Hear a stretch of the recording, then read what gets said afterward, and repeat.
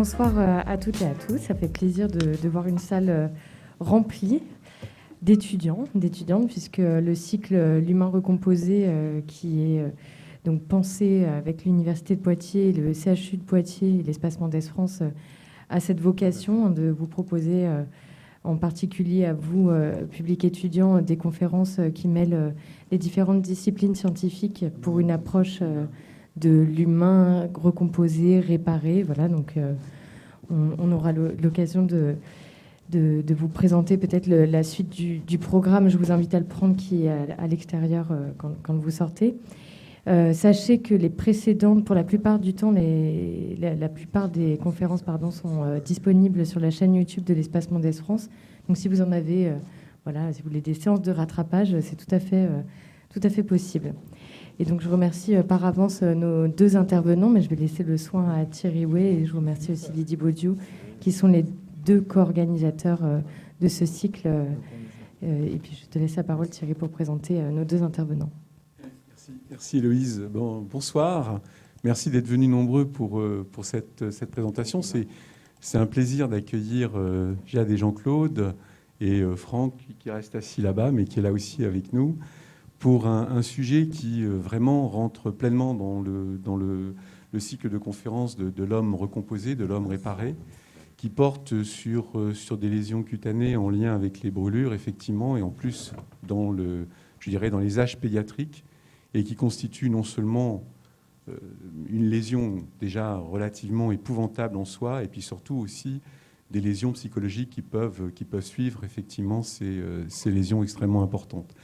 C'est un sujet en tout cas où Poitiers, le CHU et le laboratoire de Franck et de Jean-Claude sont vraiment en pointe. Un domaine qui est particulièrement bien valorisé donc, au niveau de notre communauté scientifique, et particulièrement lisible. Et c'est un sujet, en tout cas, qui est vraiment de première importance, avec des aspects probablement pour d'autres pistes et d'autres développements, pour trouver en fait des sources de tissus cutanés pour les enfants qui sont plus âgés, les adultes, effectivement, les femmes, naturellement, vu l'origine du tissu cutané qui est utilisé. Mais je vais vous laisser développer tout ça. Et merci encore pour être avec nous. Bon, eh bien, bonjour à tous. Merci effectivement d'être venus si nombreux pour entendre cette conférence sur la greffe cellulaire chez les enfants brûlés. Et comme l'a dit Thierry, dans le cadre des conférences L'humain recomposé, dans le contexte de ces conférences de l'Espace Mendès France.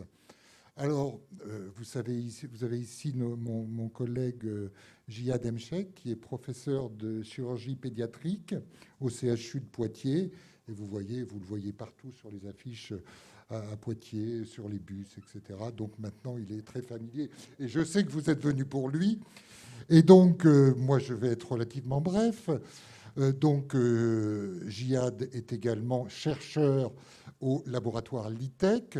Donc, et c'est le début de l'histoire que je vais vous raconter. Et Thierry présentait Franck, qui est ici, qui est maintenant le directeur, qui a pris la suite de la direction du laboratoire LITEC depuis 4 ans. Et donc, moi, je suis biologiste à l'hôpital, donc j'ai une activité, je suis responsable du laboratoire d'immunologie. Et vous allez me dire, qu'est-ce que je fais là? Pourquoi je vous raconte cette histoire? Quelle légitimité j'ai à vous parler de greffe cellulaire chez les enfants brûlés? Eh bien, je ne sais pas trop, vous me direz peut-être après. Mais en fait, l'histoire que je veux vous raconter aujourd'hui, c'est que finalement, on n'y est pas venu comme ça à ces greffes de cellules chez les enfants brûlés. Ça a commencé par le travail que l'on fait dans ce laboratoire LITEC, laboratoire inflammation, tissus épithéliaux et cytokines de l'Université de Poitiers, qui est un laboratoire de recherche. Et dans ce laboratoire, on s'intéresse donc à l'inflammation cutanée en général et dans différentes pathologies. Et vous allez voir, et c'est encore une fois l'objet de cet exposé, comment de ce travail, finalement, on en est arrivé à envisager des protocoles de greffe chez les enfants brûlés. Et c'est une chose que les anglo-saxons aiment bien, connaissent bien, et dans notre milieu, on parle de from bench to the bedside, c'est-à-dire de la paillasse, du travail fondamental, vers le lit du malade. Et je crois qu'on en a profité, on a décidé avec Jihad de le présenter comme ça, d'introduire comme ça, pour que vous sachiez que finalement, les histoires, ça ne se fait pas simplement, ça ne tombe pas du ciel, ça se mûrit, il y a tout un travail intellectuel qui se fait pour arriver à ça. Et vous voyez que ce n'est pas nouveau, puisque Pasteur disait que le hasard ne sourit qu'aux esprits bien préparés. Alors, je vais quand même vous raconter des choses un petit peu barbares. Pardon, le micro plus près, d'accord.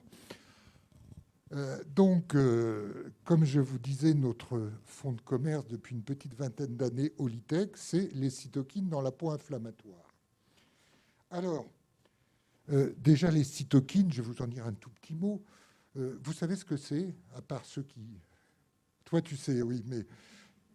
Donc, bon, les cytokines, c'est, pour faire très simple, je peux vous en écrire 50 pages, mais je peux faire court aussi. C'est les hormones du système immunitaire et inflammatoire. Mais vous en avez entendu parler récemment. Avant, personne ne connaissait. Mais vous avez entendu parler de l'orage cytokinique. Ça vous dit quelque chose? Non, ça ne vous dit rien. Pourtant, là, dans Paris Match, non, aujourd'hui, madame, vous l'avez vu depuis quelques années, c'est cet orage cytokinique qui est associé à ces patients qui sont en réa avec le Covid. Et ce n'est pas le virus par lui-même qui va être délétère chez ces patients, c'est justement ces cytokines qui vont avoir un rôle extrêmement toxique. Mais ça ne fait pas que ça, hein. Et vous voyez, ça joue un rôle extrêmement important dans la défense. Alors, dans le Covid, ça marche trop bien, et là, ça éclate tout, mais là, ça joue un rôle très, très, très subtil.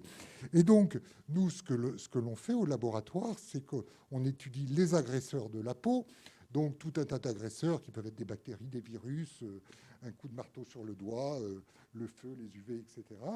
Et leur action sur les kératinocytes. Alors les kératinocytes, on en reparlera aussi, puisque c'est les fameuses cellules que Jihad va greffer. Ce sont les cellules qui composent l'épiderme. Okay, et ici, vous avez une coupe de l'épiderme avec les cellules basales qui vont proliférer jusqu'à la couche cornée, que vous connaissez tous, hein, sur la peau, et qui vont se différencier. Et quand la peau est agressée, quel que soit l'agresseur, eh bien, vous allez avoir une induction de ces facteurs, recrutement de cellules immunitaires, et puis un cercle vicieux qui va se faire et qui va engendrer une inflammation. Et puis, ça, c'est un phénomène normal, hein. L'inflammation, c'est pas mal, c'est quelque chose de bien, c'est un phénomène positif. Alors, quand ça se dérègle, c'est pas bien, mais en principe, faut que c'est extrêmement important que ce soit là. Et donc, ces cytokines vont jouer un rôle dans le maintien de cette inflammation, mais aussi dans la différenciation de ces kératinocytes, encore une fois, les cellules de la peau. Voilà, donc je ne vous embête pas plus longtemps avec ça. Donc, dans le contexte de tout ça, eh ben, on a fait un certain nombre de travaux. Ça, c'est un résumé de quelques publications. Là aussi, on ne va pas rentrer dans les détails de tout ça, mais pour vous dire qu'on a montré que ces cytokines avaient un rôle absolument central dans les pathologies cutanées, dans le psoriasis en particulier. On s'est beaucoup intéressé au psoriasis, à la dermatite atopique, jouent un rôle dans la cicatrisation, et également plus récemment, ces cytokines jouent un rôle aussi dans le développement des tumeurs cutanées. Voilà. Donc ça, encore une fois, je vous disais, c'est un travail de longue haleine. Pour certains de ces travaux, d'ailleurs, qui ont abouti à des potentialités thérapeutiques de biothérapie dans ces maladies inflammatoires cutanées, ça, c'est une chose. Donc, par ailleurs, mais on a montré ça dans des modèles, de maladies, avec des contacts étroits avec nos collègues du CHU, mais aussi en laboratoire de recherche. On travaille sur des cellules, on travaille in vitro sur des kératinocytes. Et là aussi, on a montré qu'un certain nombre de cytokines sont extrêmement importantes pour développer cette activité. Et en particulier, il y en a une qu'on aime beaucoup au laboratoire, qui s'appelle l'IL-22, et on a montré que donc elle ciblait ces cellules. Et on était très fiers, puisque c'est finalement notre papier, notre article Princeps, on publie des articles en anglais pour présenter nos travaux. eh bien, on a fait la couverture du journal américain d'immunologie avec cette photo. Bon, ça n'arrive pas 50 fois dans la vie, donc je suis content de le montrer. Je suis d'autant plus content de le montrer que finalement, on va y revenir avec cette photo, parce que là aussi, c'est au centre du travail qui a abouti finalement à ces greffes que l'on a pu faire par la suite avec Jihad. Alors, OK, je vous dis qu'on travaille in vitro sur des kératinocytes. Des kératinocytes, donc, quel type de kératinocytes on peut utiliser? Eh bien, soit on peut utiliser les lignées cellulaires, mais ce n'est pas terrible, ça ne marche pas bien. Donc, l'idéal, c'est d'avoir des cellules fraîches. Donc, c'est souvent le cas quand on travaille in vitro, quel que soit le modèle. Alors, dans le sang, c'est plus facile de récupérer les cellules. Sur la peau, c'est un peu plus compliqué. Et donc, on fait appel à nos collègues chirurgiens. On a été tapés à leur porte. Et puis,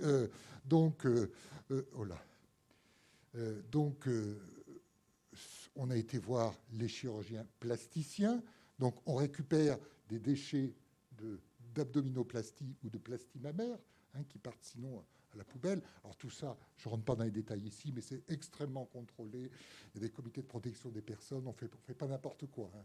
Voilà, il faut bien comprendre ça. Et puis aussi, on récupère, et c'est là qu'on a été voir nos collègues chirurgiens pédiatres, pour récupérer des circoncisions, des tissus, donc des prépuces de petits garçons. Voilà. Et donc ça, c'est les deux sources finalement faciles pour nous de tissus. Et donc, on ne s'est pas gêné, on récupère beaucoup de tissus de cette façon pour isoler les cellules. Et de ça, on fait quoi? C'est ce qu'on fait en laboratoire, on fait des cultures, on peut faire proliférer, on peut tester plein de choses, les cytokines, plein de choses sur ces cellules. Ça, c'est des kératinocytes en culture en monocouche, en 2D, au fond d'une boîte. Et vous savez, l'ingénierie cellulaire a beaucoup évolué aussi depuis une vingtaine d'années. Et maintenant, on est capable de faire des choses beaucoup plus sophistiquées.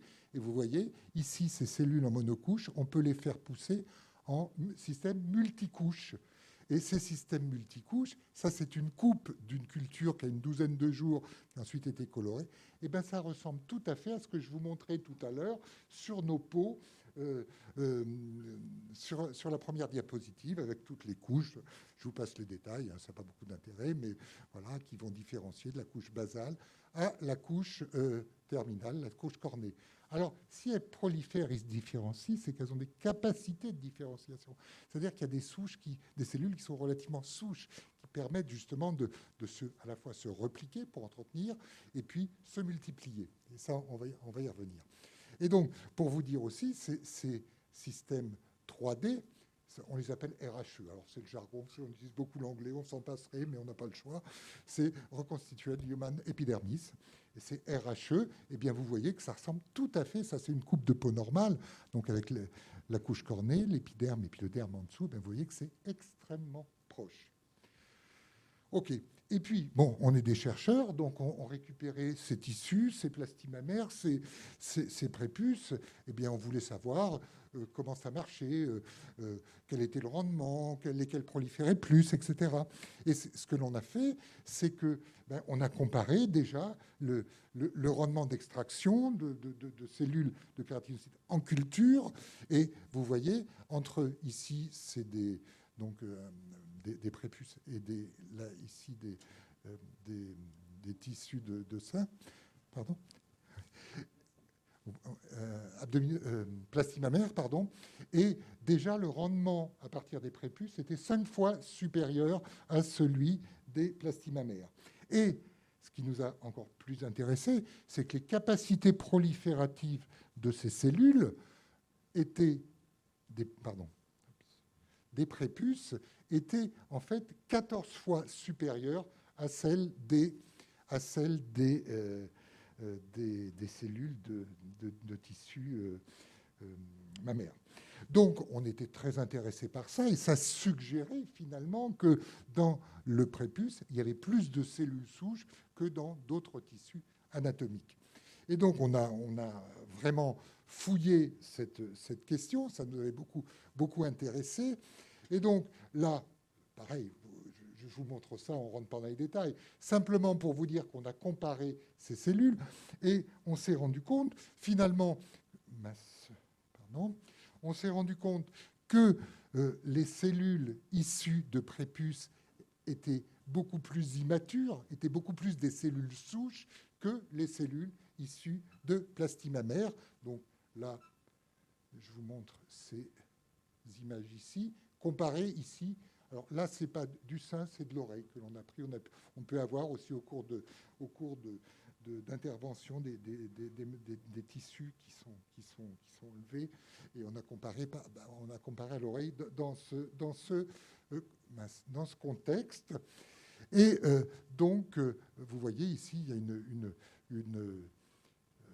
diminution dans les cellules de prépuce, ici et là, de ces marqueurs de différenciation. Par contre, ces cellules de prépuce ont des marqueurs de cellules souches. OK ? Alors, ces marqueurs, on ne rentre pas dans les détails, mais en gros, c'est des étiquettes que l'on peut mettre sur les cellules, et c'est cette mosaïque d'étiquettes qui permet de caractériser justement ce statut différencié ou moins différencié. Alors, une petite remarque aussi au passage. Je pense qu'il y a beaucoup de gens qui connaissent ça, mais ce n'est pas inutile de le rappeler. C'est du mRNA ici. Le mRNA, vous savez ce que c'est, hein ? Donc, on en parle beaucoup, c'est l'ARN. OK ? L'ARN, et bien voilà, nous, on fait de la PCR au laboratoire. Et la PCR, ça ne sert pas qu'à tester la présence ou non du virus, ça sert à faire plein de choses. Et je dirais que c'est une petite application, même si elle a pris des proportions colossales depuis quelques années, que tout le monde connaît la PCR, maintenant tout le monde connaît l'ARN aussi, personne ne sait, mais tout le monde en parle, c'est pas grave. Mais voilà, c'est des mots maintenant qui vous résonnent un peu plus qu'il y a quelques années. Bref, donc ça, nous, on fait ça depuis longtemps. Alors, dernière chose, finalement, on s'est dit, ces cellules, on va les mettre en culture 3D, on va faire des RHE. Et ce que l'on a vu, c'est que bien quand on faisait des RHE à partir des cellules de prépuce, on avait des superbes RHE qui ressemblaient à de la peau, ce qui est assez génial quand même, hein. C'est assez récent, ces choses-là quand même. Et quand on travaille sur des oreilles ou sur du sein, ça marche très très mal. On a des trucs très moches comme ça, et on n'arrive pas à les mener à terme. Donc, alors juste, je reviens un petit peu en arrière sur cette diapo que je vous montrais tout à l'heure. En fait, ce travail que l'on a montré ici, ce sont des RHE, et ça faisait partie des premiers travaux qui ont été faits sur les RHE, et on montrait que quand on mettait une cytokine particulière, eh bien, on faisait quelque chose in vitro qui ressemblait à du psoriasis. Et il n'y a pas besoin d'avoir fait beaucoup de biologie ou de médecine pour voir que les images sont différentes. Et c'est ce qui nous a valu donc cette première page. Voilà, je reviens à ça. Donc, suite à ça, eh bien, vous savez, on aime bien, on réfléchit beaucoup, on parle beaucoup dans les laboratoires. Bon. Et puis, on s'est retrouvé avec Jihad, que vous voyez, là, encore une fois, en chair et en os, derrière son affiche, il a beaucoup de chance. Et puis un autre collègue que je n'avais pas présenté ici, qui est François Bernard, de la Société Bioalternative Agencée, avec qui on a développé tout ce travail, et on continue à travailler. Il y en a qui ne s'en plaignent pas dans la salle, hein. On continue à avoir des collaborations, des thèses en co-tutelle avec Bioalternative, qui s'appelle maintenant Kima. Et puis, donc, on discutait de ces résultats en disant, ben voilà, c'est formidable. Et Jihad, qui jusque-là, donc c'était il y a à peu près 10 ans, nous donnait ces morceaux de prépuce. Je dis, écoutez, j'aimerais bien venir vous voir. Oui, pardon. Il faudrait nous mettre un truc comme ça, hein, ce serait mieux. Hein. Et Jihad nous a dit, écoutez, moi, ça me donne des idées, tout ça. J'ai une idée assez... un peu folle, finalement. C'est que, finalement, si ces cellules issus de prépuces et kératinocytes sont immatures, on pourrait imaginer de les utiliser pour faire des greffes chez les enfants brûlés. Et l'histoire a réellement commencé comme ça. Donc maintenant, je vais passer la parole à Jihad, qui va vraiment vous raconter l'histoire pour laquelle vous êtes venu. Mais je crois que c'était extrêmement important de vous montrer comment cette histoire s'est construite. Et ça, c'est une histoire parmi d'autres. Mais je la trouve assez jolie quand même. Je l'aime bien. Et donc, c'était l'occasion de faire passer ce message. Merci, Jihad, à toi.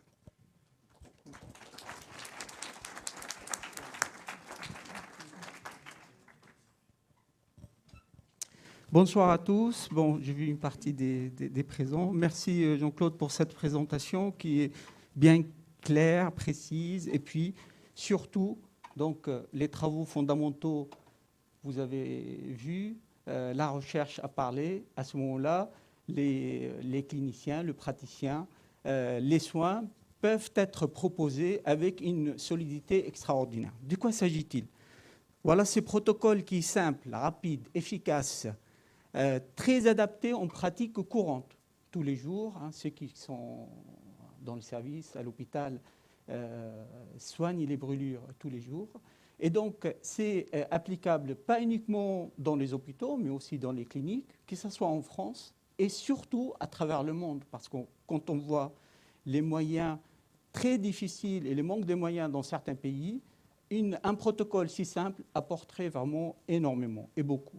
Et si on peut proposer ces protocoles, c'est grâce aux travaux fondamentaux qui ont précédé pendant des années. C'est 10 ans, c'est minimum, et je pense que c'était un peu, même un peu plus. De quoi s'agit-il?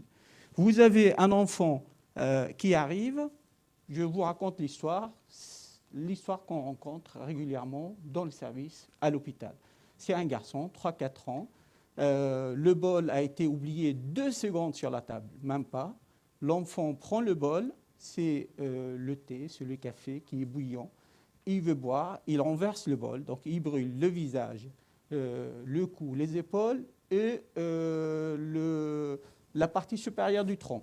Les cas les plus typiques. Donc les brûlures, vous allez voir tout à l'heure, ça peut être superficiel, ça peut être profond. Quand c'est profond, pour cicatriser, il faut une greffe. Nous, grâce à ces travaux, nous pouvons proposer une greffe cellulaire, une greffe kératinocytaire. Nous allons récupérer, vous avez vu un peu le potentiel qu'on a avec la peau prépuciale, nous allons récupérer le prépuce, on transforme ce prépuce, vous l'avez vu, il a été coupé, étalé, déplié à 2 reprises, et les spécialistes sont là, pour vous, ils sont témoins. Après, nous allons dissoudre cette peau dans la trypsine. Nous allons obtenir une suspension cellulaire. C'est une suspension épidermique. Et cette suspension épidermique, nous allons pouvoir l'appliquer sur les plaies par brûlure, en spray, en goutte à goutte, et les résultats sont bons. Maintenant, ce qu'on va faire, on va avancer un peu pas à pas pour voir comment est venue cette idée. C'est vrai que là, vous avez vu, travaux fondamentaux, greffe cellulaire. Mais si c'est un cercle un peu, et c'est un cercle un peu victorieux, parce que pourquoi dès le départ nous avons donné la peau de prépuce? Il y avait une arrière-pensée. Et donc là, on va découvrir ça progressivement. Alors, qu'est-ce qui nous intéresse? La peau, rapidement, on ne va pas faire de l'histologie. Les étudiants sont pratiquement majoritaires, je vois. Et donc, c'est l'hypoderme, le derme au milieu et l'épiderme, la couche la plus superficielle. Ce qui nous intéresse ici, et je le précise parce que des projets derrière, ça peut être très très intéressant pour les jeunes là, qui vont arriver derrière. Vous allez voir, là, on travaille sur l'épiderme, mais le derme aussi, il y a des choses à faire. Et donc, gardez ça en tête. Nous, on va prendre l'épiderme.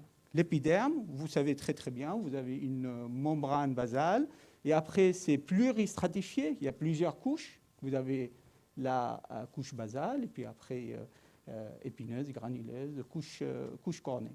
Donc, ce qui nous intéresse, c'est cette population, et particulièrement sur la membrane basale, où les cellules souches, en principe, sont nichées. D'accord ? Et donc, dans l'épiderme, bien sûr, il n'y a pas que des kératinocytes. 90%, c'est kératinocytaire, mais il y a aussi des cellules immunocompétentes. On connaît surtout la cellule qui va manger un peu les agresseurs, le macrophage, la cellule de Langerhans, mais il y a 2 fois plus de cellules T dans la peau que dans le sang. Et donc ça, c'est impressionnant pour tous ceux qui s'intéressent à l'immunité, 2 fois plus de cellules, des lymphocytes. Donc vous imaginez le potentiel immunitaire de la peau. Il y a les cellules qui donnent la couleur de la peau, les mélanocytes, mais il y a des cellules aussi du système nerveux. Il y a même des filets nerveux. On a les nerfs à fleur de peau, en principe. Ils sont amyéliniques, mais il y a des filets nerveux dans l'épiderme. Alors, la cellule souche, donc, qui a un potentiel extraordinaire, elle n'est pas non plus majoritaire au niveau de la membrane basale. Là, vous voyez 0,01%, ça c'est chez l'adulte. Chez l'enfant, il y en a un peu plus. Si on regarde un peu la distribution, vous avez une cellule souche pour 10 cellules basales, approximativement. Et si on greffe cette cellule au niveau, chez une souris, on marque la cellule au vert, à la fluorescéine, ici, et on la greffe chez une souris qui a été débarrassée de son système immunitaire. Et vous voyez comment un peu la prolifération s'est faite d'une manière monoclonale, proliférative. Une cellule de la membrane basale jusqu'à la couche cornée, c'est-à-dire le stade où elle va partir, elle va desquamer, elle va disparaître, elle met pratiquement 1 mois, en principe. Donc tous les jours, nous perdons des milliers, des millions de kératinocytes au niveau de la peau.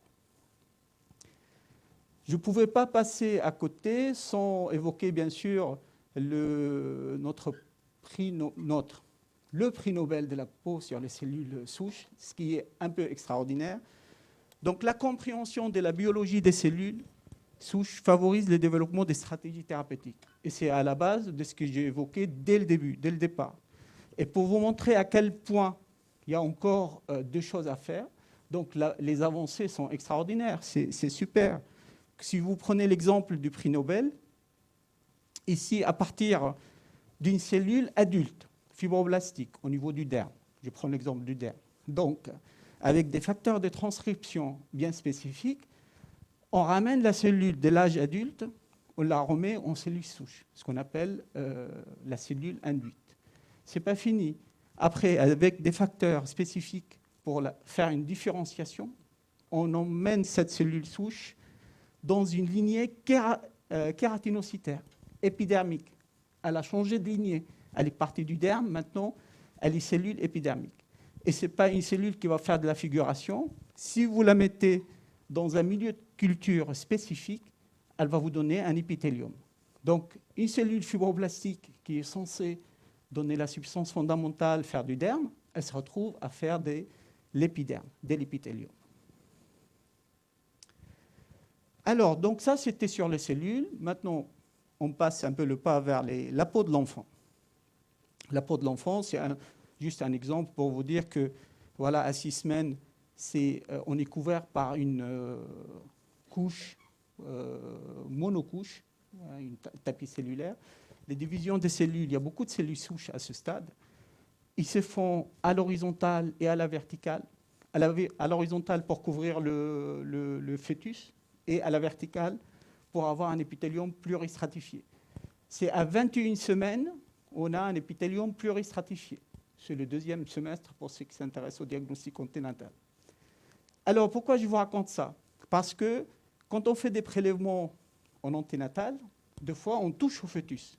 Et en postnatal, on va chercher les cicatrices, mais on ne les trouve pas. Et donc ça, chez l'être humain, c'est inconnu. Avoir une disparition complète d'une blessure, on le connaît chez certains animaux, mais chez l'être humain, c'est inconnu. Donc il y a eu une régénération. Et cette régénération, nous allons la perdre assez vite. On la perd, vous voyez, c'est le 2e semestre. Pourtant, en postnatal, on a encore des caractéristiques de la peau d'enfant qui font penser un peu à une bonne cicatrisation. Ce n'est pas une régénération, mais à une bonne cicatrisation. Plus l'immunité va s'installer, et plus la cicatrice va se voir. C'est un parallélisme entre immunité et cicatrice. Et donc, comment expliquer ça chez l'enfant? C'est vrai que le pourcentage, là vous avez vu 0,01%, c'est les souches chez l'enfant, les 6 premiers mois, on peut en trouver 5 fois plus par rapport à l'adulte, donc un peu plus. Donc la substance fondamentale n'est pas la même. On a une concentration d'acide hyaluronique qui est plus intéressante, plus importante. Le type de collagène est différent. On a un collagène 3 qui est très favorable à la cicatrisation qu'un collagène 1. Donc vous voyez ces caractères un peu chez l'enfant, c'est ce qui est bien, ce qui nous a intéressés. Deuxième point, en chirurgie plastique, pédiatrique ou même adulte, quand on veut faire une greffe de peau, une peau totale surtout, ça peut être une peau fine, donc on s'intéresse surtout à une peau qui n'est pas trop épaisse, une peau fine. On ne va pas prélever par exemple au niveau plantaire ou au niveau du dos pour greffer. Hein. Donc on prend une peau assez fine. Je prends l'exemple chez l'adulte par exemple, les paupières, c'est une belle peau à greffer. Et aussi périorificielle. Tout ce qui est autour des orifices, c'est intéressant. Et donc, la peau des prépuces, c'est une peau, elle est fine, elle est périorificielle aussi, et donc, elle est facile à obtenir. Les premiers qui ont commencé à décrire la procédure opératoire de la circoncision, c'est les pharaons. Donc, le chirurgien n'a pas publié, on ne connaît pas son nom, mais la procédure est dessinée sur le mur, un peu si vous visitez les pyramides. Et chez les pharaons, c'était initiatique. C'est-à-dire jusqu'à la circoncision, ce n'était pas distingué garçon ou fille. À partir du moment où il y a une circoncision, c'est parti dans la lignée garçon. Et donc les pharaons fonctionnaient comme ça en Égypte. Et donc, professeur Lecran vous a expliqué tout à l'heure, avec ces cellules et avec cette peau, ce qu'on faisait. Donc je ne reviens pas dessus. Là, c'est un exemple avec l'osme. Maintenant, allons plus loin. Donc vous avez vu, cellules, la peau de l'enfant, ça nous intéresse. Et à quoi ça va nous servir? Donc les brûlures. Alors les brûlures, typiquement, c'est un garçon au bas âge. Donc vous voyez, c'est 3 ans. Donc garçon, c'est majoritaire. On doit avoir le chromosome du feu, sûrement. Donc ça brûle. Et souvent, c'est un liquide chaud. Hein. C'est le liquide chaud, ça peut être le lait, le café, le thé. Il suffit vraiment de 2 secondes. Hein. Il suffit qu'un parent oublie le bol, le verre, mais même pas des secondes, et boum, c'est brûlé. Donc ça va très vite. Deuxième point à signaler, c'est dans la cuisine. Hein. Plus qu'un cas sur 2 dans la cuisine. Hein. C'est pour ça que je l'ai mis domicile, mais j'aurais pu mettre vraiment cuisine. Là où on se brûle le plus. La majorité, 10% des surfaces corporelles est brûlée. Pour vous donner une idée, la face palmaire d'une main chez l'enfant, c'est 1%. Donc 10%, ça commence à faire bien. Et donc là, j'ai mis la cuisse, par exemple, c'est 9%, à peu près.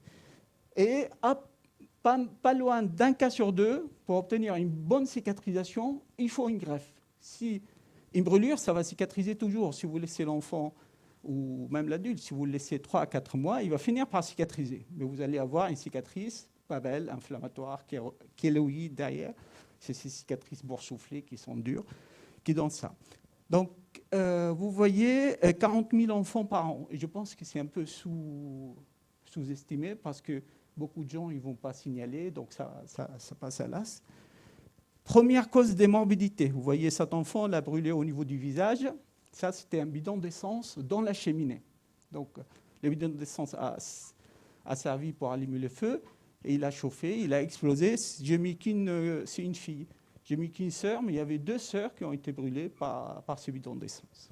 Et la main sous-jacente, là vous allez voir des exemples, c'était l'insert. Là, j'ai mis qu'une main, mais il y avait les 2 mains. Et donc, on imagine très bien les cicatrices, rétraction, croissance de la main qui n'est pas top. Donc, c'est vraiment un problème de santé publique assez pesant. Alors là, quelques exemples juste pour vraiment sensibiliser à cette question. Là, vous voyez l'enfant, dès qu'il commence à marcher, à gambader, il va explorer. Et donc, il est derrière sa maman. Et là, dans la cuisine, désolé les papas, mais donc, ça brûle. L'enfant, il ne faut pas lui laisser les moyens de faire un feu. Donc, vraiment, il ne faut pas qu'il craque une allumette. Vous lui laissez une lampe avec des rideaux synthétiques. Dans la chambre, c'est Koh-Lanta. Il va vous mettre le feu à la maison. Et en 2 minutes. Donc, c'est très rapide. Voilà cette pétiote-là, haute comme 2 pommes. Et elle s'affaire à préparer le dîner.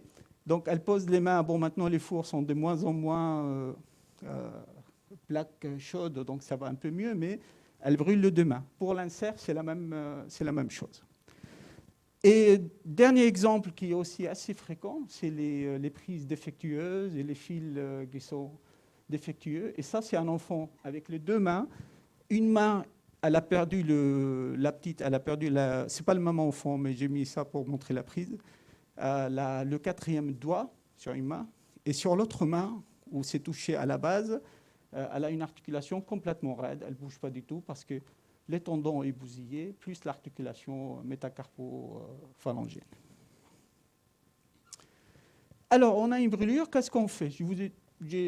Donc, d'abord, il faut refroidir la brûlure, pas l'enfant, il ne faut pas noyer l'enfant dans l'eau, glacée en plus, donc évitons l'hypothermie. On protège alors la brûlure, évitons les recettes un peu historiques. Pas de beurre, pas de dentifrice, donc linge propre. Si on a une pommade un peu refroidissante ou un gel refroidissant, c'est très, très, très bien. On enrobe tout ça. On donne, je vois qu'il y a des étudiants, si on donne un antalgique, pas Péros, parce que si on doit l'endormir derrière, il n'est pas à jeun, l'enfant, donc ça devient difficile. D'accord ? Alors, qu'est-ce qu'on fait? Si vous voyez, là, c'est une brûlure, on décape, on nettoie. C'est pratiquement un cas sur deux. On est dans cette situation, plus qu'un cas sur deux. On va nettoyer. Vous avez l'exemple d'une main, d'un avant-bras. On va enlever toute la peau morte. On va faire un pansement qui est humide, gras, fermé. Sur 2 semaines, c'est cicatrisé. Un cas sur deux. Par contre, quand vous avez une brûlure profonde, cette fois-ci, le derme est touché sur le tiers moyen, sur le tiers profond, on commence à toucher aux cellules que j'ai évoquées, les cellules souches. S'il n'y a plus de cellules souches, plus de cicatrisation en principe satisfaisante. Et là, on a besoin de faire une greffe de peau. Ce qu'on greffe surtout, c'est la peau fine. Pourquoi peau fine? Parce qu'on a un appareil que vous voyez ici. On va récupérer fréquemment ces faces internes des cuisses et les cuirs chevelus, et puis après, là où il y a de la peau, on récupère l'épiderme et le tiers supérieur de derme. Il ne faut pas aller très, très profond, parce que si vous allez profond, vous allez virer les annexes et virer les sources des cellules souches complètement, et la zone prélevée, elle ne va pas cicatriser. Vous allez vous retrouver avec 2 plaies, à la fois la brûlure plus la zone qui a été prélevée. Et donc, on obtient, vous voyez, on obtient une peau, on la greffe ou bien comme ça, comme c'est au visage, ou bien on la transforme en filet pour la doubler, la tripler, la multiplier par 6. Plus on la multiplie, et plus l'échec est fréquent. D'accord ? Donc, quand on a, par exemple, une brûlure jusqu'à 9%, jusqu'à 10%, on arrive toujours à faire une greffe de peau fine. On a les cuisses, on a les cuirs chevelus pour couvrir. Mais pour vous donner une idée, une main brûlée, pour couvrir une main, il faut déshabiller une cuisse. Et donc, ça va vite après. Et donc, on peut se retrouver avec des surfaces importantes et on n'a pas de peau pour couvrir les surfaces. Et un brûlé qui est à vif, il n'a pas de peau, la survie, elle est en question. Il y a ça. Et puis le deuxième point, c'est qu'on greffe. Donc vous voyez ici, ça peut arriver d'avoir des cicatrices à la face interne de la cuisse. Imaginez si on fait ça sur les cuirs chevelus, il y a les cheveux en plus, alopécie, on n'a pas de cheveux, donc c'est encore plus visible. L'aspect un peu enfilé, crocodile, comme ça reste vraiment très, très, très longtemps. C'est pratiquement à vie. Vous voyez là, c'est au thorax, à la face inférieure de la jambe, c'est la même chose. Donc, bien sûr, les équipes, ça fait des années, ça fait des décennies. La première greffe, micro-greffe, qui c'est qui, les étudiants? Première micro-greffe, 1900, 1800 1800, Reverdin, ça vous dit rien? Bon. Donc, premier chirurgien qui a pensé, il avait un avant-bras complètement sans peau et ça cicatrisait jamais. Il s'est dit, mais comment je vais faire? Il est allé prendre des petits morceaux de peau millimétriques au niveau de la cuisse. Il les a posés comme ça sur l'avant-bras. Et au bout de quelques semaines, il a remarqué que Le 2 mm, ça devenait 1 cm. Et c'était le premier à décrire un peu les microgreffes comme ça. D'accord ? Regarde, en 1800. Et donc là, 1975, prélèvement de 4 cm sans préciser la zone un peu à prélever. On fait une digestion, on met ça en culture. Ça met 1 mois et demi pour obtenir un épithélium. Ça coûte horriblement cher. C'est la plaque, on n'est pas loin de 1500 € à peu près. D'accord ? Les risques d'infection sont importants. Les résultats ne sont pas terribles. On a une peau, vous voyez ici, qui vieillit, fine. Dès que vous frottez un peu, on a des flictènes. Ça sauve des vies, mais ce n'est pas vraiment tip-top. Donc, qu'est-ce qu'on fait ? Voilà, vous avez entendu l'histoire au début, avec quelques diapos qui résument 2 années de travail. Et donc, pourquoi ne pas utiliser les cellules ? Vous avez vu, là, je vous ai dit que la peau fine, on l'amplifie 6 fois, on a un taux d'échec 1 cas sur 2, 50%, quand on amplifie 6 fois. La greffe des cellules, les équipes qui ont déjà commencé à proposer la greffe kératinocytaire cellulaire, ils évoquent une amplification de 80 fois. 1 sur 6, 1 sur 80. C'est, bon, allez, 10 fois plus au bas mot. D'accord ? Donc, la greffe, l'idée, c'est quoi ? L'idée, c'est de se dire que quand on prend les cellules, on les met en culture au laboratoire, on le décape 1 fois, 2 fois, 3 fois. C'est-à-dire, l'épithélium obtenu là, par culture, les cellules ont été détachées un peu de leur socle au moins 4 à 5 fois. Toutes les protéines d'adhérence, ils sont usés, ils sont fatigués, mais même la cellule, elle est plus jeune. Je vous ai dit que la cellule qui était la membrane basale, elle mettait 1 mois à arriver là, à la surface pour partir. Donc quand on la met en culture pour avoir un épithélium, c'est fin de vie pratiquement. Et donc l'idée, c'est de dire, pourquoi ne pas chanter cette étape de culture de 1 mois et de faire une culture épidermique extemporanée, hein, donc autologue pour l'instant. D'accord ? Alors, donc là, ça résume. Cette proposition, ce protocole, ça a été fait, ça a été utilisé une quinzaine de garçons jusqu'à maintenant. Les résultats sont excellents. Et donc, je vous répète un peu ce qu'a évoqué le professeur Lecran tout à l'heure. Et voilà quelques résultats. Là, ça a été publié en 2013, mais les enfants ils sont suivis jusqu'à maintenant. Les résultats, c'est stable dans le temps.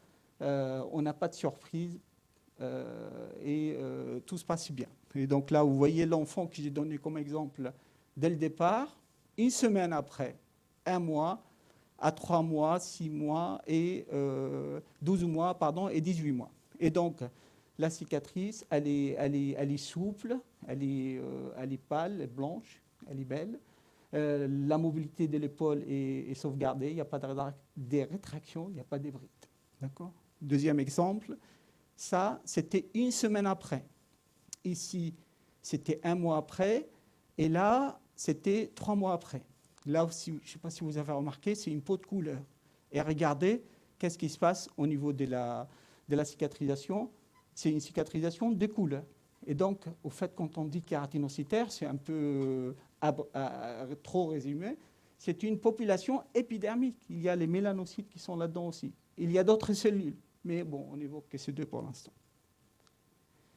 Alors, donc, voilà cette proposition d'un protocole simple, et ce n'est pas tombé comme ça du ciel d'un coup. Vous avez vu, c'est des années de travail qui nous a permis de proposer ça. Et j'ai dit ça, on est tous jeunes, bien sûr, mais surtout pour les jeunes, vous avez vu ces liens entre les travaux et les applications aux soins.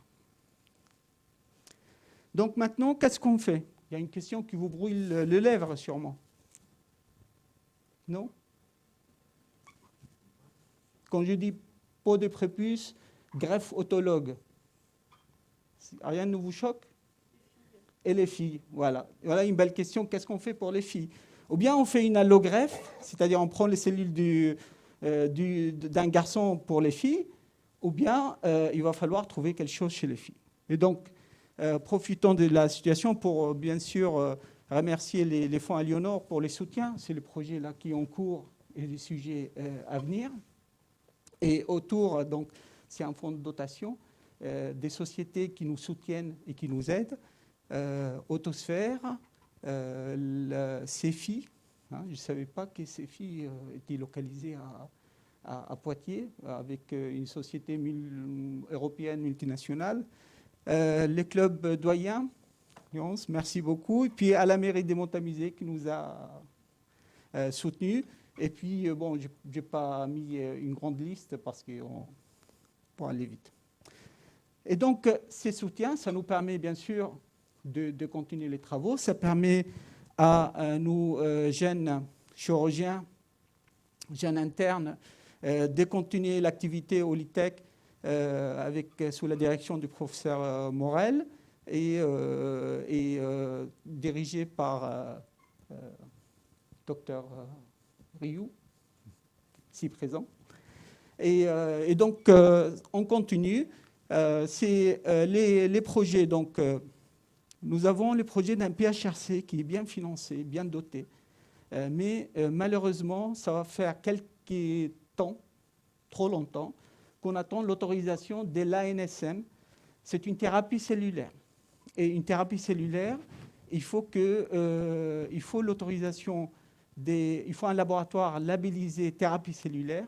Et l'ANSM, il y a des lois européennes qui sont tombées à interpréter, à traduire. Et on attend l'autorisation pour faire un travail comparatif, 2 bras, greffe de peau fine, la procédure standard, greffe kératinocytaire, autologue chez les garçons, en suspension. Et c'est un PHRC national, pas mal de CHU qui sont là-dedans et qui attendent aussi. Ils nous demandent un peu de nouvelles régulièrement. Et j'espère que, bon, il ne faut jamais désespérer. Voilà, c'est ça, c'est le PHRC. Le projet hospitalier de recherche et clinique. Voilà.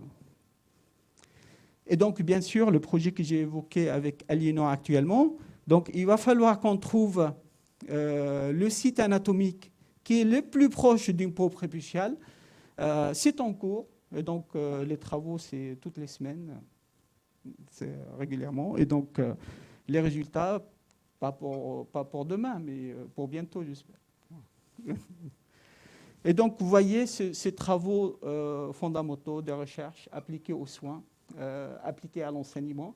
Ce n'est pas uniquement, bien sûr, un projet local. C'est quand on travaille comme ça, c'est dans les cadres régional et national derrière, avec des liens assez solides localement, que ce soit avec la dermatologie, avec la plastie, avec la chirurgie tête et cou, avec les laboratoires que nous allons le voir. Vous voyez, donc nous sommes la chirurgie pédiatrique, là on a parlé que des brûlures, mais il y a aussi la plastie pédiatrique qui est autour de ça, les malformations faciales, de la main. Il y a aussi la prise en charge des pathologies chirurgicales urologiques et viscérales chez l'enfant, et tout ça dans un pôle, et tout ça en lien avec la dermatologie, comme je viens de l'évoquer, cervico-maxillofaciale, plastique adulte, en connexion dans la région, avec les centres de référence, avec les laboratoires qui travaillent également avec Exlim. Également, il y a des projets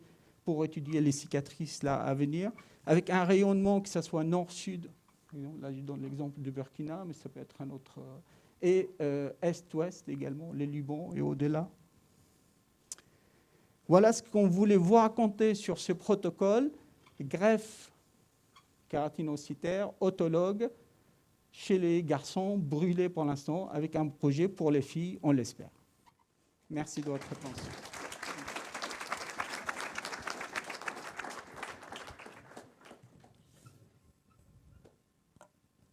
Merci à tous les deux, et je vous propose de poser vos questions, si vous en avez.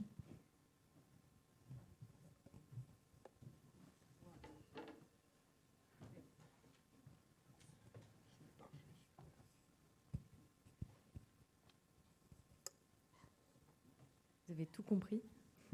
Pas de questions, tout était très clair.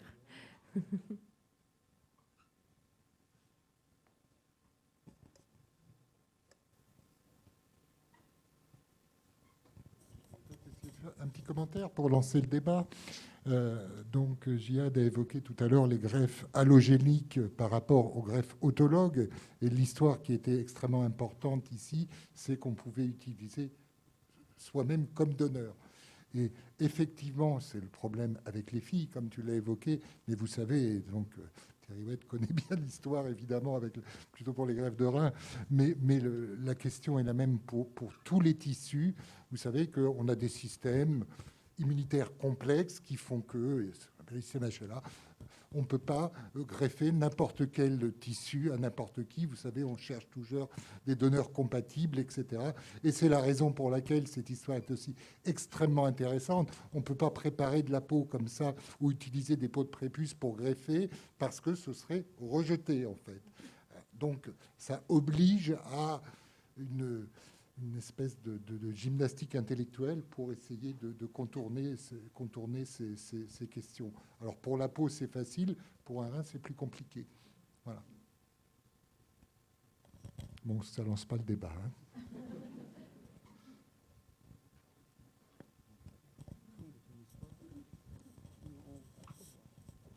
Moi, c'est une question pratique. Comment on fait pour pulvériser cette suspension sur la zone qui est brûlée?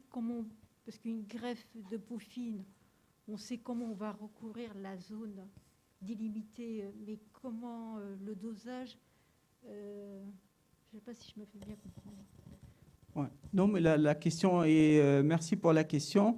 Donc Sandra, elle est référente plaies et cicatrisation au CHU de Poitiers. Donc la question est très, très pointue. Alors, pour l'instant, au fait, le dosage, c'était chez un garçon d'utiliser toute la population obtenue, épidermique. Quand on a un prépuce en surface, elle est moyenne entre 4 cm² et 6 cm². On a 4 millions, voire 5 millions par cm². Et donc, on savait qu'à chaque fois, on greffait 25 millions de cellules d'emblée chez les enfants. La série que je vous ai évoquée, c'est la surface moyenne de brûlure, elle était de 10%. Et donc, c'était 25 millions par 10%, ça fait 2,5 millions, ce qui est pas mal, ce qui est beaucoup.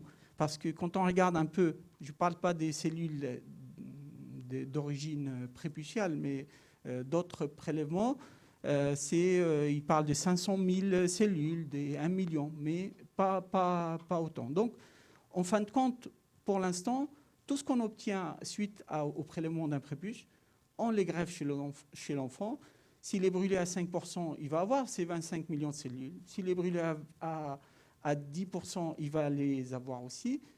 Sur la petite série qui évoquait, ça marchait dans les deux cas. Si on doit affiner un peu plus loin, c'est-à-dire faire des dilutions des greffes, c'est un beau projet d'avenir, d'apporter.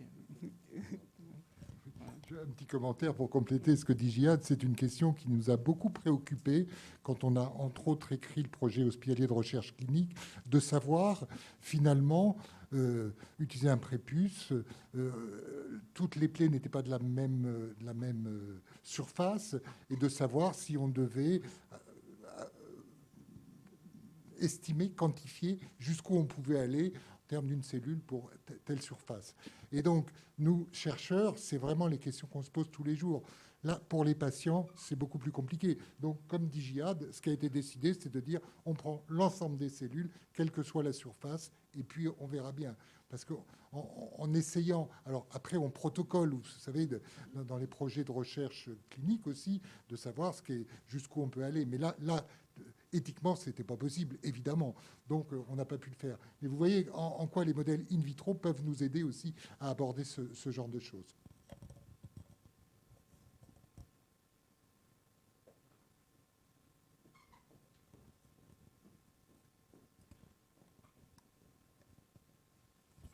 Bonsoir. Est-ce que ce type de traitement pourrait être étendu pour les adultes à l'avenir ?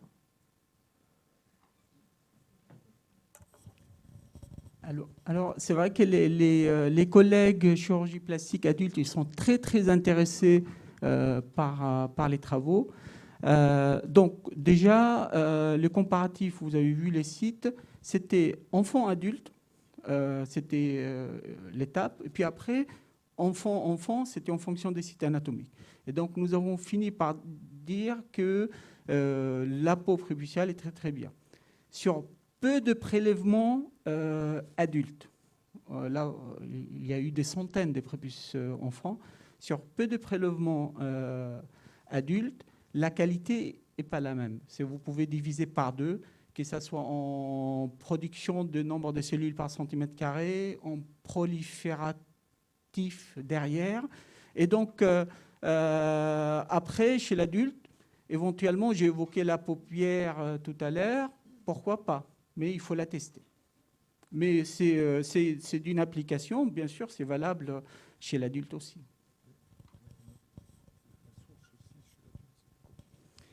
Ouais. Oui, bien sûr, on n'a pas les mêmes indications. Bonsoir, merci pour la présentation. Moi, je rebondis par rapport à l'actualité avec la première xénotransplantation cardiaque à partir de porcs génétiquement modifiés. Est-ce qu'on ne pourrait pas imaginer la même chose en fait, pour ces enfants ou pour les adultes brûlés avec des porcs génétiquement modifiés pour éviter les Oui, alors c'est le spécialiste du cochon qui devrait vous répondre. Voilà. Mais bon, juste un petit commentaire quand même, y compris par rapport à la peau. Finalement, j'imagine que ces xénotransplantations conduisent à l'utilisation d'immunosuppresseurs. Ça me paraît une évidence. Tu répondras, j'imagine, Thierry. Mais il y a des choses qui ont été faites avec des xénogreffes de peau, en fait. Et justement, ils ont utilisé aussi des peaux de prépuce pour greffer donc, à un autre individu. Et en fait, là, et nous, on a aussi beaucoup discuté de cet aspect des choses, c'est plus de la xénogreffe. C'est finalement, on met un tissu, je dirais quasiment un pansement biologique qui va favoriser, qui va produire des molécules, les fameuses cytokines que je vous évoquais tout à l'heure, et on y revient à la fin aussi. Et au bout du compte, ça va faciliter la régénération du tissu, mais il n'y a pas vraiment de prise de greffe dans ces cas-là. Donc, pour la peau, ça a été fait. Bon, il n'y a pas trop eu de publication depuis, hein. Ça c'était il y a une dizaine d'années, mais bon, c'est plus tout à fait de la greffe. Ouais. Alors sur la peau comme ça, le même exemple, nous avons sur le marché l'Integra. L'Integra, c'est du collagène bovin qui est utilisé. Alors qu'est-ce qui se passe quand on met l'Integra? On le laisse 2 semaines, 3 semaines. Les biopsies qui ont été faites, en fin de compte, c'est qu'il y a un envahissement, le processus inflammatoire qui a été décrit tout à l'heure avec Jean-Claude, il y a, les cellules, ils viennent y habiter, ils vont digérer le collagène, ils vont le remplacer. Et ce sont les tissus de l'hôte qui viennent, au fait, ils ont utilisé ça comme une maquette, comme une charpente, et ils vont la coloniser. Ça, c'est l'Integra. Après, les tentatives qui datent de quelques décennies, de faire de l'allogreffe cellulaire, c'est la même chose. Il y a eu des greffes hommes-femmes, donc c'était facile parce que c'est Y. Et 1 semaine après, 2 semaines après, il n'y avait plus une cellule qui est restée en place, sans immunosuppresseur, donc bien sûr. Alors, ça s'est dit, ce n'est pas complètement inutile, parce que vous avez vu un peu la bombe cytokinique kératinocytaire. Et c'est-à-dire quand vous mettez des cellules en place, elles vont même sur 7 jours, elles vont sécréter et excréter. Et donc, ce sont des facteurs qui vont favoriser la cicatrisation quand même. Et ce n'est pas sorti, mais c'était phase 2 en 2011-2012, de sortir la greffe kératinocytaire en spray, même procédure, mais en irradiant les cellules, c'est-à-dire il neutralise complètement l'effet prolifératif et il compte uniquement sur l'effet sécrétoire des cellulaires kératinocytaires. Et donc, à l'heure actuelle, si on doit penser aux cellules ou à la peau, ça serait un peu dans ce sens, c'est-à-dire il y a un effet un peu facteur, il y a un facteur cytokine qui va aider. Mais c'est plus vraiment en ce sens. Prenez le micro. Prenez le micro, oui. Pardon. Oui, je dis, finalement, c'est plus une greffe au sens propre du terme. Tu veux dire un mot, Thierry, à propos des greffes? À propos des porcs, je suppose. Je remercie Marine de sa question. Alors, c'est vrai que le tissu porcin, effectivement, et la peau de porc est reconnu depuis globalement assez longtemps comme étant structurellement très proche. Alors, l'utilisation et l'arrivée des porcs, effectivement, qui sont maintenant en train d'être utilisés, d'être évalués, avec ces modifications qui ont été faites, peuvent envisager d'utiliser de tels tissus. Il y a quand même beaucoup de problèmes qu'on va avoir aussi d'ailleurs avec le cœur, avec le rein. C'est que malgré tout, même s'il y a une proximité, il y a tout de même encore des données physiologiques que l'on n'a pas complètement, qu'on ne maîtrise pas encore complètement. Le facteur de croissance, la croissance des organes, comment ça va se passer, etc. Quand on imagine la croissance d'un foie et tout, il y a quand même des choses qui devront être quand même assez contrôlées. Au niveau de la peau, il va y avoir tous les processus de cicatrisation. Je ne suis pas certain que la reprogrammation soit tout à fait la même, qu'elle passe par tout à fait les mêmes facteurs. Il y a peut-être certainement des choses qui vont avoir besoin d'être maîtrisées beaucoup plus. Mais une chose est certaine, c'est ce que dit Jean-Claude, on est dans la xéno quand même malgré tout. Et ça voudra dire des immunosuppresseurs quand même à envisager malgré tout. On ne pourra pas avoir des transplantations comme ça avec une tolérance totale et absolue. Et le problème, ça va surtout aussi esthétiquement. Qu'est-ce qui va se passer? Comment cette peau va cicatriser? Comment est-ce qu'elle va se réparer? Si c'est pour avoir toute une portion de peau, effectivement, faisant rappeler gentiment le gras de cochon, ça risque quand même de poser quelques petits problèmes esthétiques entre nous. Donc, ce n'est pas forcément encore totalement maîtrisé. Donc, il y a encore beaucoup de chemin pour les utiliser. Et les modifications génétiques auxquelles vous faites allusion aussi. Alors, on peut jouer, effectivement, il y a beaucoup de choses sur les molécules de type HLA, comme je disais tout à l'heure, qui sont impliquées.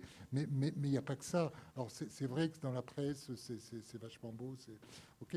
Mais après, tous les ARN, toutes les protéines qui sont produites, elles vont être différentes entre, pour prendre l'exemple de l'homme et du cochon. Et donc, il va y avoir une réaction, même si ça n'implique pas tout à fait les mêmes mécanismes suite aux modifications, mais toutes les molécules qui vont être produites, qui seront reconnues comme non-soi, c'est le principe de l'immunologie, vont amener des réactions et des rejets. Enfin, je crois que bon, ça avance, c'est intellectuellement très intéressant, mais bon, je crois qu'il faut pas crier victoire, aujourd'hui en tout cas.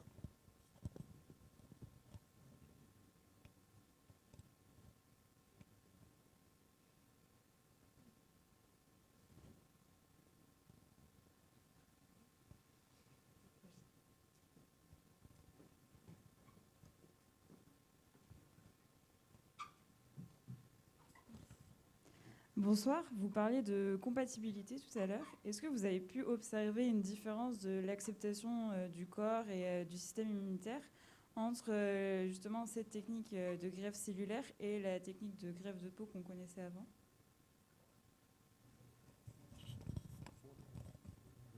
Alors, il est vrai que chez l'enfant, c'est assez spécifique, assez particulier. Donc, pour répondre à la question, j'évoque une autre pathologie qu'on a chez l'enfant, c'est ce qu'on appelle les névis géants, les grands grains de beauté. Et pour les enlever, quand c'est nécessaire, ça nous arrive d'aller poser des ballons à côté de la lésion, dégonfler les ballons, c'est comme le principe de la grossesse, et pour gagner de la peau saine. Et donc ces ballons, on peut mettre 500 ml, on peut mettre 1 litre, et on peut mettre 2 prothèses, 3 prothèses, comme ça. Ça peut être au niveau de la tête, au niveau du tronc. Et puis, et l'enfant, il porte ça pendant un mois et demi. Et puis, il est frais comme pas possible, il joue, il saute. Vous faites la même chose chez l'adulte, il faut le mettre sous antidépresseur. Parce qu'il y a une modification de l'image corporelle, et c'est vraiment... On n'a pas le même profil chez l'enfant que chez l'adulte.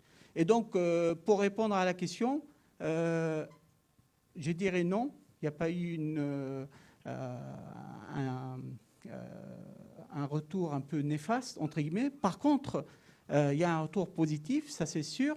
C'est qu'il y a moins de douleur parce que la cicatrice d'une petite biopsie de peau est moins douloureuse. Ça, c'est un point.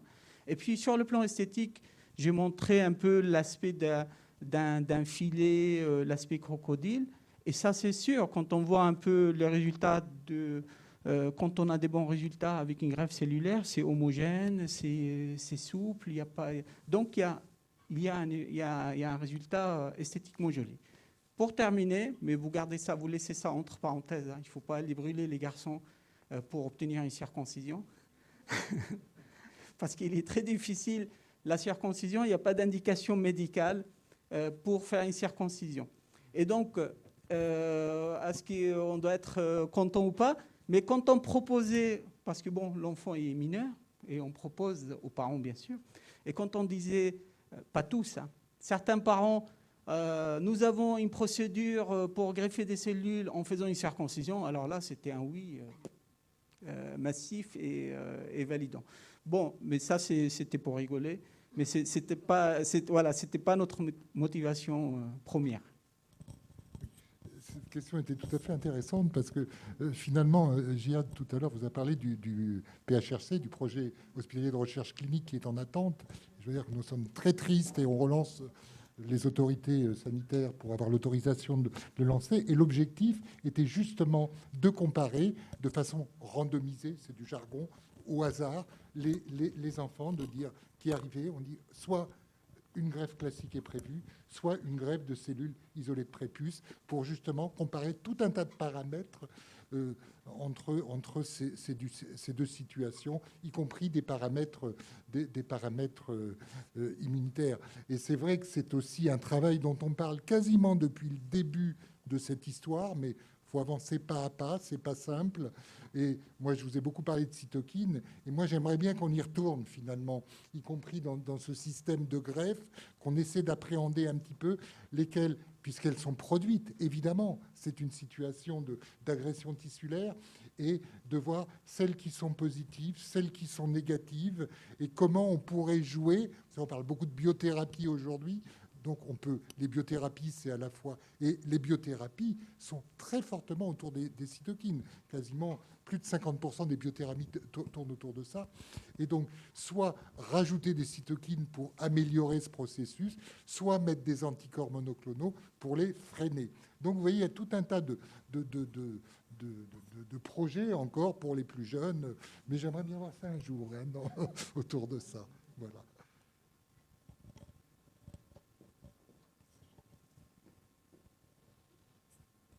Bonsoir. Tout d'abord, merci pour votre présentation. Et moi, j'avais une question concernant du coup la greffe de peau prépuciale.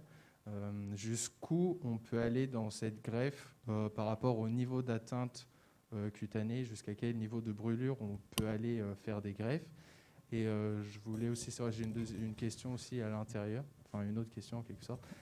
C'est comment va se passer aussi, parce qu'on n'en parle pas trop, de la régénération en quelque sorte du derme qui est dessous.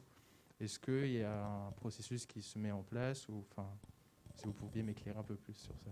Merci. Alors, c'est une très bonne question qui me pousse à être un peu plus précis sur la série que j'ai présentée.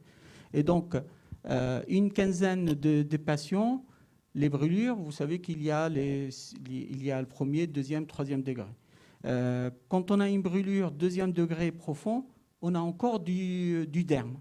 D'accord ? Donc, notre série, c'était deuxième, intermédiaire et profond. Donc, il y avait un sous-sol encore, il y avait du derme.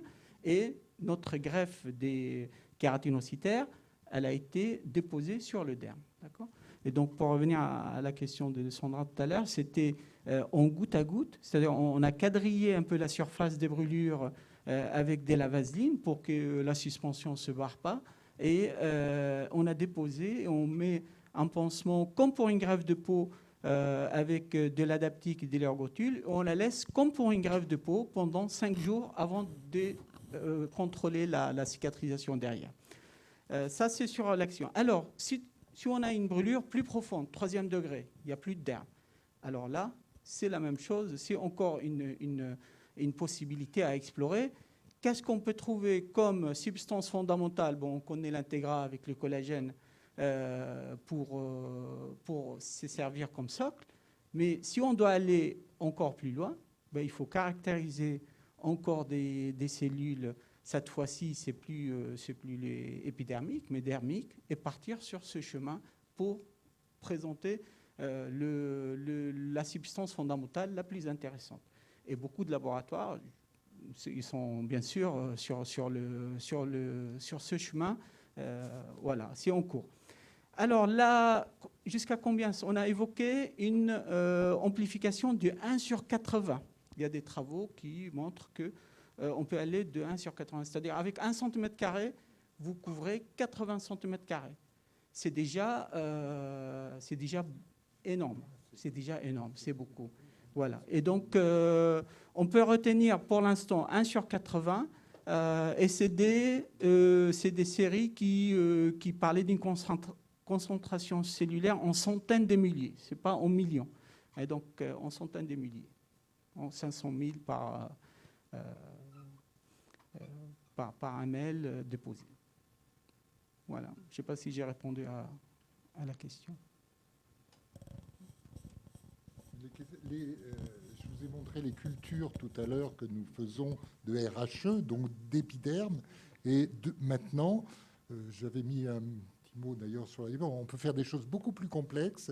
Et au laboratoire, c'est d'ailleurs deux collègues là qui s'y sont attelés, on fait des cultures avec des fibroblastes dans un milieu, plus la couche reconstituée, des peaux de plus en plus reconstituées. Et on a un projet aussi, en collaboration d'ailleurs avec le laboratoire Bioalternative.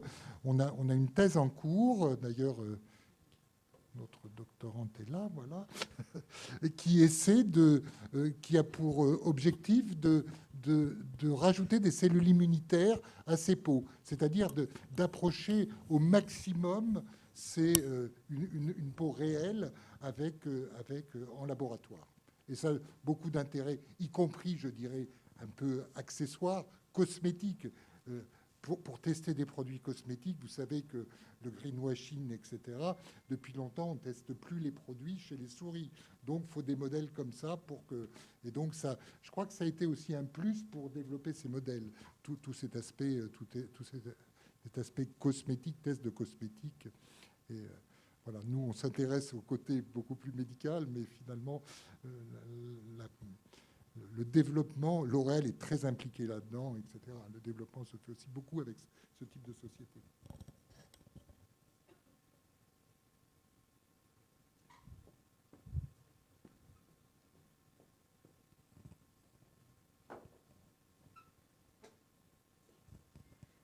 Bonsoir. Juste une question. Est-ce que vous avez une limite d'âge chez les enfants chez lesquels vous prélevez les prépuces? Non. Donc, il n'y a pas de limite d'âge. Par contre, donc, c'est une collègue chirurgie pédiatrique qui pose la question. C'est intéressant parce qu'elle va nous donner c'est Diana. Et donc, on a vu que les pourcentages de cellules souches, c'est plus on vieillit, moins il y en a. Et donc, je pense que les 6 premiers mois postnatales sont super pour récupérer une peau d'une belle qualité. Et à 1 an, c'est moins bien. À 5 ans, c'est moins bien. Et c'est vrai qu'à 14-15 ans, ça y est, on s'approche un peu de l'adulte. Voilà. Et donc, il n'y a pas d'âge limite, mais on sait que avec l'âge, on perd la concentration des cellules souches. C'est à double tranchant. Voilà une question très philosophique. C'est-à-dire, nous, on parle d'une greffe en suspension autologue. Est-ce qu'il ne faut pas garder sa peau pour un jour être soigné? Ou est-ce qu'il faut la prendre à 6 mois et l'utiliser pour les autres? Discussion vaste. Voilà. Exactement. Ah oui, après, ouais. Il faut qu'on crée une banque, on l'appellera le BPP. Cela dit, ça s'est fait pour... je ne sais pas que ça se fait, mais au moins l'idée a le été pour les cellules souches. Le micro. Ça veut pas.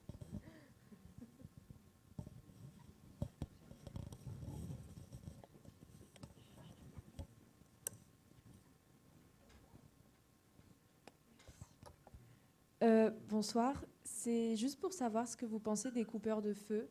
Est-ce que pour vous, ça fonctionne vraiment? Est-ce que vous avez déjà conseillé à des patients de faire appel à ces personnes? ou pas?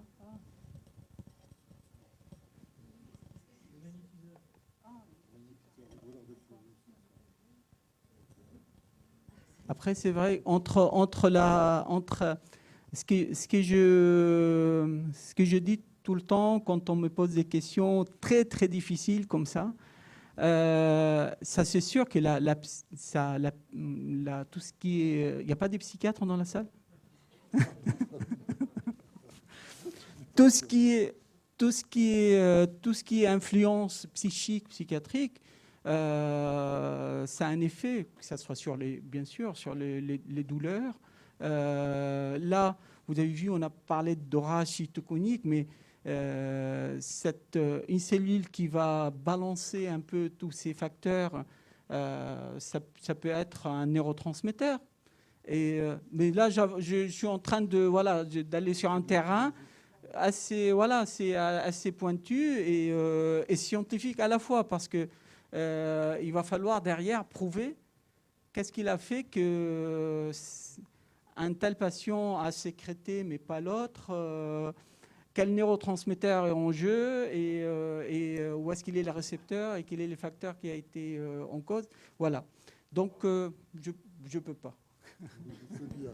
Tu étais très bon. Merci. Bien, s'il n'y a plus de questions, on vous remercie pour votre intervention. Et je vous invite à la suivante qui va être dans la lignée de la vôtre, puisqu'on poursuit avec la peau.